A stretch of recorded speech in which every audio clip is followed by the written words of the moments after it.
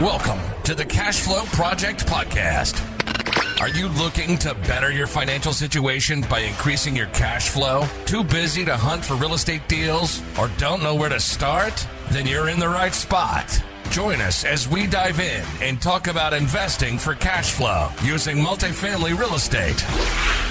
Welcome to the Cash Flow Project. I'm your host, Vince Gethings with Tri-City Equity Group. Today on the show, we have Bill Ham. Bill is a fellow coach with me with the Jake and Gino program, Wheelbarrow Profits Academy. Super excited to have him on the show. He's also a two-time Amazon best-selling author, and we'll get into his new book here in the show. So it's going to be excellent.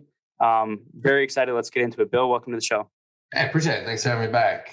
Yeah. So let's give us a quick update on kind of who you are and where you've been since the last episode we did with you. Yeah, absolutely. Well, like I said, you and I are coaches with the Jake and Gino program. Great program if anybody wants to get the info on that. And I've been teaching real estate for a lot of years and wrote the book Creative Cash. That was my first bestseller on Amazon, and have recently just written a second book, Real Estate Raw. We hit bestseller with that one as well. So doing pretty good. Yeah, life's good. Doing well. Market's good. Everything's good. Awesome. Great. And I just want to do a quick plug on that first book there before we get into kind of the meat of this. The Creative Cash book, when that came out, for those that are listening, that was the first time you came on our show, is you had just written that book and you're doing the rounds. And I got the book. It was on Amazon. It was like the 99-cent special thing that you were doing, the promotion. And I got it. And at that time, I had already had like 300 units or something. But I was like, I'll read the book, support Bill. It'll be great. I actually closed my first master lease option, the building I'm sitting in right now, with the stuff that was in that book. So you're never So you're never too old to learn something new. And I got this book with a master lease option, or this building that I'm sitting in with the master lease option. And I'm actually in the process of refinancing it now, or closing on the option now. And I should be out of it very little, like maybe 10 grand out of pocket when it's all said and done, because I'm going to get an 80% LTV loan on it. So yeah, thanks for that. Hey, congrats, man. That's awesome. I love personally, that's why I love teaching, is to hear the success stories of other students, people that take your information, actually apply it and get some success. So man, thanks. I didn't know you did that. So that's awesome. Yeah, absolutely. Yeah. So we're recording this in Q1 of 22. Lots going on in the market.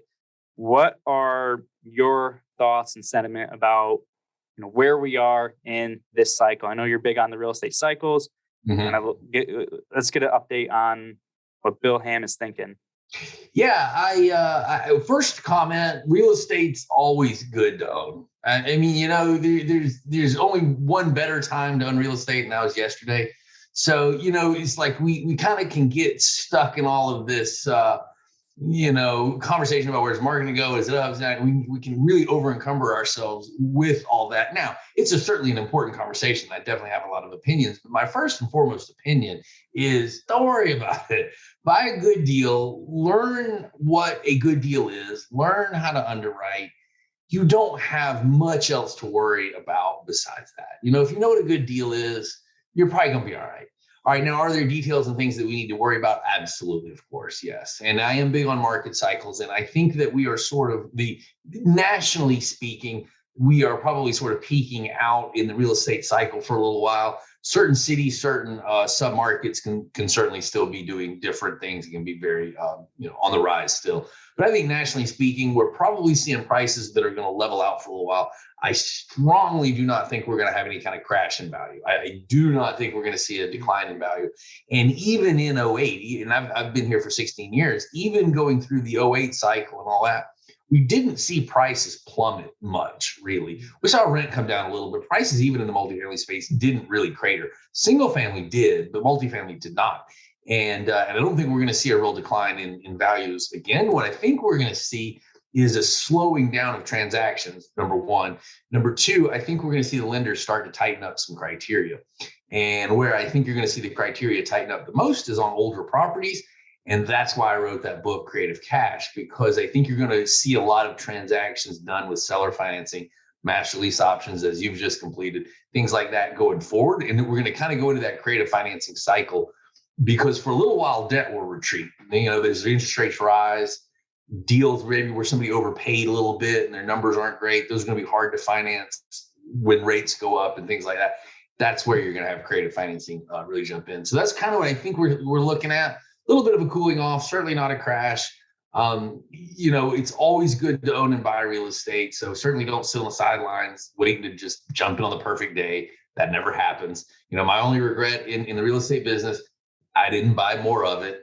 I wish I had more of it to sell right now than I've already sold. So again, don't slice the pie too thin. But I think we're looking at a little bit of a cool off. I think cap rates are a bit compressed, and that returns right now might not be super competitive with other asset classes. And that's where we're going to see it cooling off. But I think it's going to be good, because that's also going to open up a lot of opportunity for people to get their first deal, start buying some stuff again. Yeah, absolutely. So in one of the reasons that I think we're not, and you can kind of comment on that, is why we're not going to really see a crash. What a lot of people are talking about is we're still at, I don't know what the exact number is. You might have a better idea, but it's like tens of thousands or hundreds of thousands of housing units shortage still in the country. So like people still have to live somewhere. That's kind of my take. That is, the cap rate, we have to count for cap rate expansion. Probably going to see a bit of that. Everybody's talking about interest rates going up. They're probably going to go up.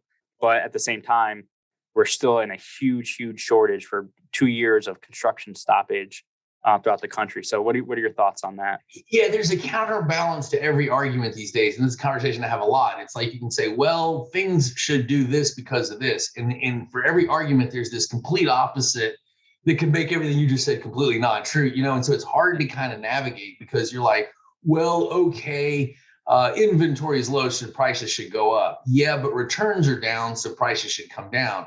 Yeah, but there's a housing crisis, so prices should go up. And you're like, okay, give me a break already. Inflation and this and that. And so it's very hard to say right now exactly where things will shake out. The one piece of advice I am giving everybody is to be careful about overestimating rent growth.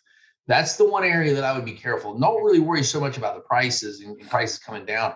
The mistake you can make is buying an asset for too much money, believing that rent growth is just the only path of progress, and rent growth will just blow up and save you, and you'll be okay. Yeah. That I think is ultimately a mistake. Even though yes, rents are going up, I would not overpay for an asset in an area expecting sheer rent growth to be the only sort of value add model, because if it doesn't occur, or if the rent stagnates, then your purchase might not work out. And that's going to make you a motivated seller. And you don't want to ever become a motivated seller. You want to buy from motivated sellers. You just don't want to be one.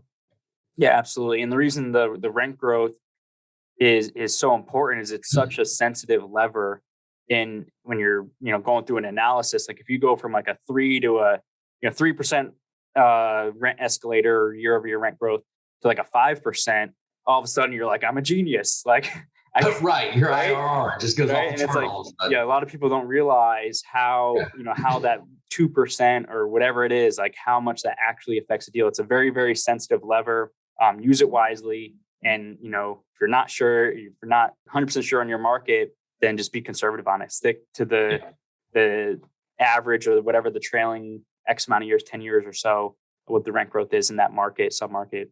Because it's a very, very sensitive lever. It's, I think that one and just terminal cap rate or the exit cap rate are probably the two most sensitive levers when you're underwriting deals. So for projecting returns. Yeah, agreed. Yeah. So you wrote Creative Cash, like we just talked about, and you had so much knowledge that you jumped right into another book, right? Yeah, basically, I probably had them both in my head at the same time. It took me a minute to write it all down. All right. So what's this next book? It's the Real Estate Raw. Yeah, okay. Real Estate Raw. That's the soup to nuts. That's how to do everything, build a portfolio of real estate. That's what that book is. So Creative Cash was about how to fund real estate using creative techniques. Real Estate Raw is about how to actually build the portfolio. So that's the how to, and the Creative Cash is how to fund.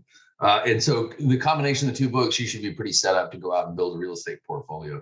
But that's what Real Estate Raw is. It's a no BS look at the truth of building a real estate company and a real estate portfolio without any sort of sales pitch or sales orientation to it. It's my 16 years experience from being on the street and building a portfolio from scratch, from nothing.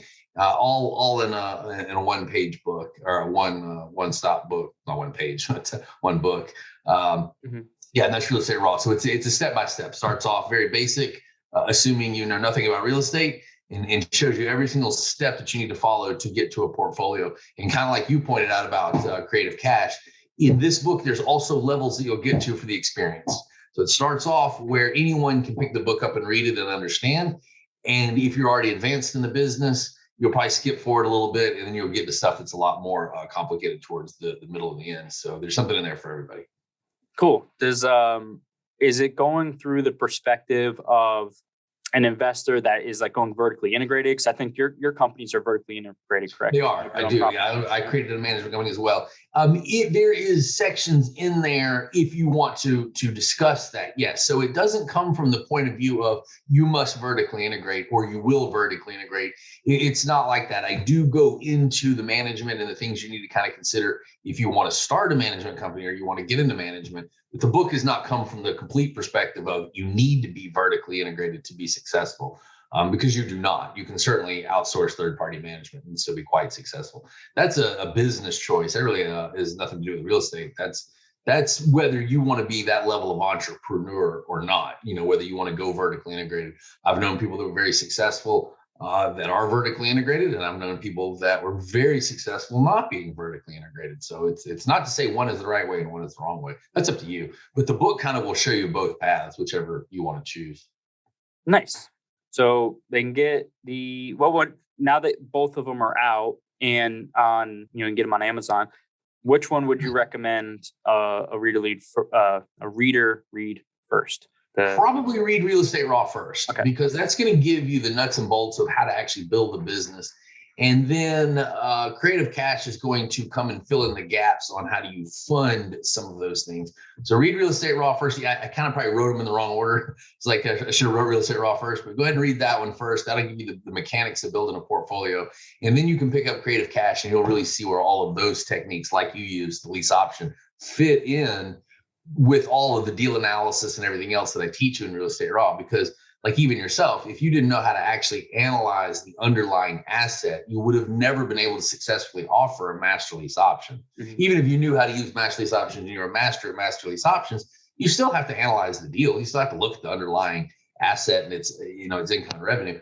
That's what I teach you in Real Estate Raw is the valuation and how to understand what is a good deal. All right. Well, I'm excited. Is this still, are you still doing the Kindle yep, special? They're both on Kindle and Amazon at the moment. Yeah, both of them.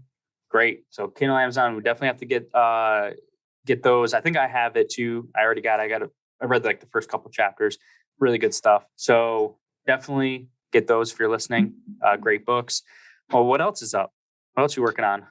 Yeah, looking at deals. The market is the inventory is a little slow at the moment. So kind of coming out of the holidays, going into Q1 now, hoping to see inventory pick back up early spring. Usually does early summer, sort of after the NMHC conference. So hoping to see some more inventory come along. My personal goal has always been transact twice a year. So I don't really care whether it's 2 sales, 2 purchases, a buy, a sale. I don't care. I just want to hit the closing table twice a year. And I've done that every year for the last lot of years. So I've sold off a bunch last year. So now I'm cash heavy and real estate poor. So I'm looking to get back out there and get some more deals and hit my 2 transactions this year. So this year it'll probably be two purchases. So that's the goal. That's the personal goal. Get out and close two deals this year. Continue to grow the education business, and as we're doing here, may even have another book coming out. I've been asked to write about management and asset management, property management and asset management. That's common request. So maybe I'll write something about that as well. No, that's a good one. You have a unique perspective because you're both. There's not a lot of people out there that are doing both asset management and project and management. Property management. Yeah. Property management. Yeah, doing all of that. Yeah. That'll be pretty exciting. I think a lot of people are interested in just going vertical. Like, what are the steps of just going vertical? Like, when to start a property management company. You know, where do you go? Do you start hiring people? So I think that'll be very because we're going to be there. I would imagine Tri-City will probably be there in probably 2 years or so. We'll probably be looking to make that jump, bringing everything in house that we can. It's good to do. You can really control your properties. It's an ancillary source of cash flow and revenue every month. You can operate better usually than most third-party management companies. Yeah. So I think for us, it's just standardize and control, like you said. Like I want to just standardize our practices, our SOPs across the portfolio, and not kind of have switching on every time I'm on a different property or a different location. So that'll be pretty cool. Well, got another book coming, and you mentioned something about the. I want to circle back on that. 2 transactions a year. The buy to or sell to, and that there's a strategy in that, and it's called the conveyor belt. And when I try to teach people this, either they're passive investors or active investors, how powerful the conveyor belt is. It's like learning about like compound interest for the first time. That's kind of how I felt when you taught the kind of this conveyor belt model. And again, it's so simple, but then when you actually like write out or do like a sample of what this conveyor belt system would do and like a net worth or whatever, or a cash flow over like 5 or 10 years. And you're like, holy smokes, this is incredible. So yeah, can you tell us like what that is? Sure. Yeah. Actually, here, tell you what, I happen to have a copy of the book sitting over here on the floor. I'll show you a picture. So this is a concept that I created a little while back in teaching to sort of explain the basic fundamental concept of creating a real estate portfolio. And it's what I call the conveyor belt theory of real estate. Let's see if they've got, so this is the inside of the book, and you kind of know how well you can see it, but basically, imagine a conveyor belt like this. That's kind of the image you can have in your head. So imagine a conveyor belt, just like one that would be in a factory, something like that. And so the idea is this is going to represent our business, and our conveyor belt is going to be 5 years long. All right. The reason it's 5 years long is because that's sort of the average hold time for a multifamily project, or building a portfolio, let's say. So here we have this conveyor belt in front of us, and it's now 5 years long. All right. So as the conveyor belt moves from left to right, that's going to be time moving forward. And that's also going to kind of be our cash flow or our operational window. So year number 1, we put our first property on the front of the conveyor belt. That represents our closing, first deal. Okay. So now it's moving along the conveyor belt. All right, it's cash flowing. That's our operations. Great. Year number 2, we're going to put our second property on the conveyor belt. All right, first one's moved along. Now we got a second one on there. All right, now we got those 2 cash flowing. Year number 3, we're going to put our third one on there. Now maybe we're getting a little bit bigger. Maybe we're doing houses. Maybe we're getting the small multi now. They're moving along their cash flowing. Year number 4, we're into small, medium-sized multifamily. We're building up the size. Portfolios getting going. Year number 5. We're putting some larger assets on the conveyor belt. So each time we put an asset on the conveyor belt, that represents a closing or a purchase. And these assets are moving along. That's us building our portfolio in the hold window. All right. So now that we've gotten all the way to year number 5, our conveyor belt's relatively full. And the first property comes off the far end of the conveyor belt. That represents a liquidity event, or a refinance, a sale, an exit of some type. All right. So the conveyor, the first property came off the conveyor belt. That produces the liquidation of the equity that we had in the asset, right? Cash. So now the idea is to take that cash and roll it back around to the front of the conveyor belt to aid in the next purchase, right? And so that's kind of the idea. Now we have cash flow being created as each property moves along our conveyor belt. As the properties come off, we're creating liquidity events, either sale or refinance. You're taking that equity, bringing it to the front of the conveyor belt, putting that towards the next purchase. And as you get this conveyor belt running, 5, 6, 7, 8, 10 years along, what you're doing is you're reducing the number of partners that you need as your net worth builds. You're reducing the number of potential investors that you're going to need as your cash builds. And so eventually, by running that cycle over and over and over, you'll upgrade your portfolio over time. So maybe that year number 2 property, the houses, those fell away. Now maybe you're selling off that year number 3 property. That's actual small multi. and over time, you're going to have nothing but large apartment complexes or large commercial stuff on your conveyor belt. And so the point here is that cash flow is great, but it's not everything. And real wealth comes from filling the conveyor belt and having these assets create liquid events at the end, cashing out that equity. Because people always ask me, oh, well, if the property's making money, why would you sell it? Because there were lots of commas and zeros on that check they wrote me when I sold it, because I made a lot of money, So cash flow is good, but it's usually a small percentage of the amount of money that you actually realize in a refi or a sale. So the idea is, you want to have some cash flow, but that's largely for your investors. It's keeping the lights turned on. You need to build a conveyor belt. You need to get your portfolio full so that when the market cycles up again in the future, you can sell off as many of those assets as possible. And so that's kind of the conveyor belt theory of real estate. And it's to show you how a real portfolio is built. It is transaction based. It doesn't have to be like flipping houses where you're out doing it every week, but it is going to be somewhat transaction based. You're going to operate, and the real wealth comes when those assets come off the back of the conveyor belt and you put that money back around to the front. Do that a few times, and your net worth grows, your need for partners declines. And that is how we build real legacy wealth. That's how you really ultimately become wealthy and something that you can pass on to someone else. Yeah, absolutely. And that was kind of one of the things I was going to comment on, the legacy wealth, and something goes with that is a legacy property. So to me, like a legacy property is like that, maybe that B+, A- or whatever, A-class property that it's like me or just my family, like the trust owns it. Right. And we have no partners, and a lot of people don't have that right away. The conveyor belt is how you can build up to that. It's like, okay, I'm going to go through this transaction cycle of, this conveyor belt of 5 or 10 years. But at the end of it, I'm going to have enough cash to go buy like this, legacy property that's going to go in my trust. And that's what's going to provide like that wealth. And I don't have a bunch of investors I have to worry about and things like that. It's just in the trust. My family's keeping it all. Exactly. And that's the mistake people make. They think that they can build legacy wealth using someone else's money, but that's tough to do, because if you're using someone else's money, they're probably going to want it back at some point in time. They're going to want to get their money back plus some profit. Yeah. And so I was kind of the lion's share of it too, especially for that too. Yeah, exactly. But I always kind of make a joke. I say, look, if you want to buy a piece of real estate and leave it to your grandkids, why don't you tell the investor that the next time they want to invest in the deal and they ask you, hey, when am I going to get my money back? And you tell them when your grandkids sell the property and see who wants to invest in that deal. It's not going to happen. You got to use other people's money to make them money, and you make some money along the way. But if you're not ultimately growing your net worth, you're going to be beholden to always using someone else's money. And that is not going to create legacy wealth.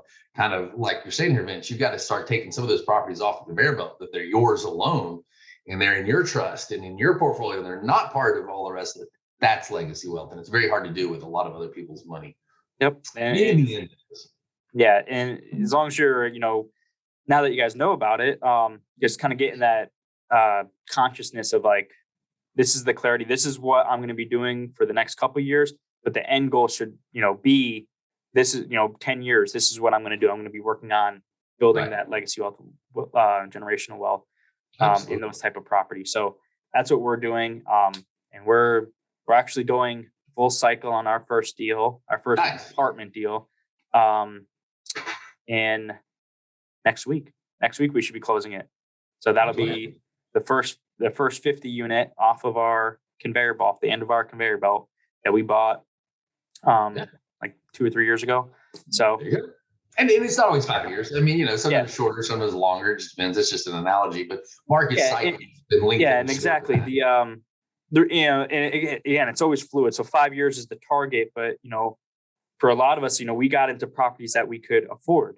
That doesn't, doesn't mean they're going to be the best properties in the best neighborhoods. So we got into something that we could afford to get into, something that, we could reposition, and we took a C- asset and repositioned it, but it's still not a property that we're going to be, I want to hold on to this thing for 10 years. We made $1 million in a year on it, and okay, let's roll that into a nice now upgrade. Let's buy a B-class property with it. Yeah, we're doing it. We're living the conveyor belt life. There you go. Excellent. Glad to hear it. Good. So I love that. And yeah, it's good. Current events. I don't know how much you're tracking. Are you still in And the last time you're kind of in Georgia, is that where Yeah, most of Atlanta. Yeah, Atlanta. So is that where mainly you invest? Yeah, Southeast in general. I live in Atlanta, but I live in the Southeast. Yeah. Okay. What are you seeing kind of in, I guess, the Southeast market, since you're so plugged in there? Is it About the same thing everybody else is. I mean, the prices are very high at the moment. Competition is very high. Rents are very high, but yeah, it's all just sort of up at the moment, same as everywhere else. Inventory is a little on the slow side, but I believe that will be changing here, the next 6 months, 9 months or so. all right? So, yeah, it's competitive. That's what I'm seeing. What advice or tips do you have on, kind of winning deals in a competitive market without exposing yourself to risk, like increasing your risk by, going to like the 5% escalators and stuff like that? Yeah. $1 million non-refundable day one. I literally just lost the deal for somebody that did $1 million. It's always $1 million. Yeah. Yeah, it's always $1 million, and it's always hard day one. Like, here's I was like, $1 million checks. Yeah, no. I was like, this is stay positive. I mean, the first thing that I would tell you, is don't let the market get under your skin and make you feel like you're doing something wrong, or you're looking at deals wrong, or you're not underwriting right because you're just not finding tons of deals. It's normal. You're not alone. So if you're new to the business and you've just kind of started, understand you've kind of come in a bit of an awkward market. So this is not the way the market always is. So don't look at the last year or two and think this is the way it will be forever. It won't be. Things will get easier. So stay positive and just stay current, stay consistent. Just keep looking at deals.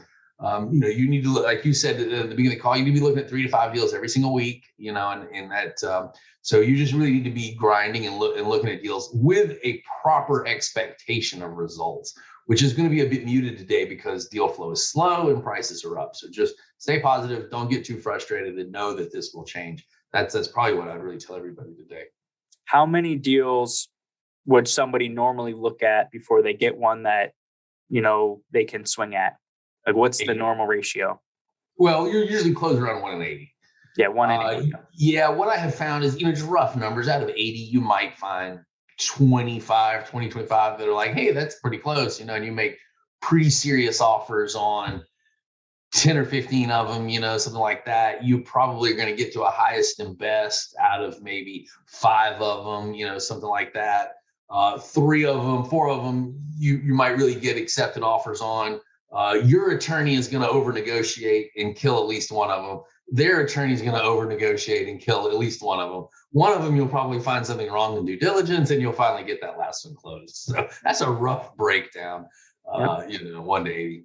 Yeah, and it's not unrealistic. Like that's exactly what we're seeing in ours. Like, we just wrote 3 offers, and we just got beat out. So it just happens. Just keep the head down and keep focused on the plan, and don't bend don't start bending the criteria, right, to get a deal done. Kind of stick to your guns, stick to the underwriting. Yeah, and answer your question a little more specifically, you asked a minute ago, what can we do to get offers more accepted? I think I answered your question more of a vague way there. There's not a lot you can do at the moment, but shorten due diligence, that's a bit risky. Earnest money up, that's a bit risky. There's not a whole lot we can do in that regard other than look for distressed sellers, look for people that, have some sort of motivation to sell and create a problem-solving offer. So it would be more in the terms than in the price, but that's which is obviously what you did with your lease option offer here. But yeah, it's tough. So I'm with you. Don't throw around earnest money. Don't go chasing deals down the rabbit hole. That's not a good idea. Be patient and learn underwriting and stick to your numbers. That's the safest thing you can do. Got it. Yeah, and there's little tricks you can do. I guess would be like early access periods, and that's something that we kind of throw in there. Like. And what that means is, so you want to be more competitive on your terms. So like you said, do shorter inspections. So instead of a 30-day, do a 20-day, but then get a early access from the time the LOI is signed. So if you sign the LOI on Monday and you get early access to the property, but the PSA is not going to be signed until, I don't know, maybe Friday, you got 5 days there to get in there and get dirty and figure out all, the big rocks, the electrical, the plumbing, the roofs, and the big CapEx items. And before the PSA is ever signed, before you're legally obligated to put up any money or anything like that. So that's something how you can be competitive in terms, but still get in there early and make sure there's nothing major wrong with the property before you start throwing up that earnest money. So that's something that we kind of do, and we get that provision, that term accepted probably half the time. Half the time they don't even read it or think about it, and the other half they're like, no, like we want earnest money, you're not touching the property. But that works about half the time. But that's a good trick that we've been doing lately. Yeah, I've done that once. Yeah. But other than that, I don't know. I think we can start winding down this show. I don't know. You have anything else? No, it's good. I'll let everybody know how they can get in touch with me. I have the website Real Estate Raw. It's the same as the book title. I've got some free videos on how to get started there. I've got some paid stuff on there. So if you're really kind of looking to find the next step besides just a book, we got a lot more information at realestateraw.com. And if you have any questions or want to work with me directly, you can reach out to me. It's bill.ham@bpgmail.com. That's Bravo Papa Golf bbgmail.com. Comments, questions, concerns, let me know. I'd love to hear from you.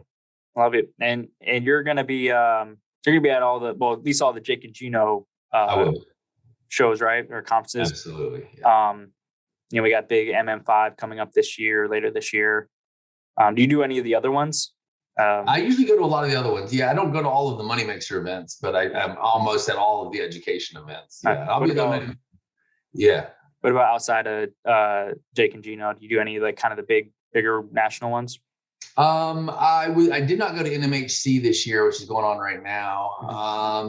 Some I do, sometimes it don't. It depends. I go to a lot of Biz Now events, a Sin event, things of that nature. Yes, there's other stuff that I do wind up going to. Not any of the other necessarily real estate educators or gurus, but I do go to a lot of the commercial conventions that are not education focused. Yep, a lot of the industry ones. Yep. Good stuff. Well, this was great. I'll see you in Phoenix. Next week. It's going to be a lot of fun. We'll catch up there and sounds good. Do more stuff. But yeah, thanks for coming on the show. And thanks for having me again. Yep. And if you those listening haven't got the book, both books, the Creative Cash and Real Estate Raw, check it out on Amazon, Kindle, and you won't be disappointed. All right, thanks, Bill. Take care. That was a great show with Bill Ham, my good friend and colleague from the Jake and Gino community. The coach supreme, Bill Ham. He's one of the first. I think he is the first coach from that community. So he was there when I came on as a student, and then I came up, and then I ended up being a coach with the program as well. But definitely have known him for quite a few years now, and still a wealth of knowledge. Learn something new every time I talk to him, as we did in this episode as well. So those books, it wasn't just marketing. Those books are absolutely gold mines. Absolutely get them. I got them for myself. Like I said, the building I'm sitting in right now is a master lease option that I learned how to do from his book. And this has only been like a year. So I'm even still learning stuff. You never stop learning in this industry. So definitely check those out. And if you're interested in working with Bill, definitely check out his new platform. And if you're interested in working with us, check us out, tricityequitygroup.com. Learn more about what we do, investing with us, or how we invest, or just networking and collaborating with us. We're always looking for new partners and just grow our community and help out anybody we can. So check us out, tricityequitygroup.com. If you like this podcast, please give it a good rating on Apple Podcasts, Spotify, wherever you're listening to. Share it with somebody you think would resonate with this show. We'd greatly appreciate that as we're trying to grow our community so we can keep doing the podcast and kind of extend the reach, extend the value that we're trying to provide here. Also, I'm going to plug the Hawaii Millionaire Mindset Conference, the Blueprint again. This is the big event that's coming out in Hawaii. It's going to be outstanding. Ko'olina, 4 seasons, world-class, A-class resort. You got to be there. July 21st, 24th, 2022. Definitely going to have some great speakers, some great content, some great education like me and Bill had just talked about. It's going to be a lot of parts of it as well. So we want to see you out there. Go to the millionairesmindsetblueprint.com to register, or just reach out to me and I'll help you get your tickets.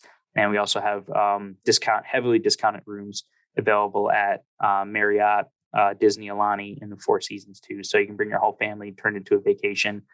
It'll be a lot of fun. So we'll see you there.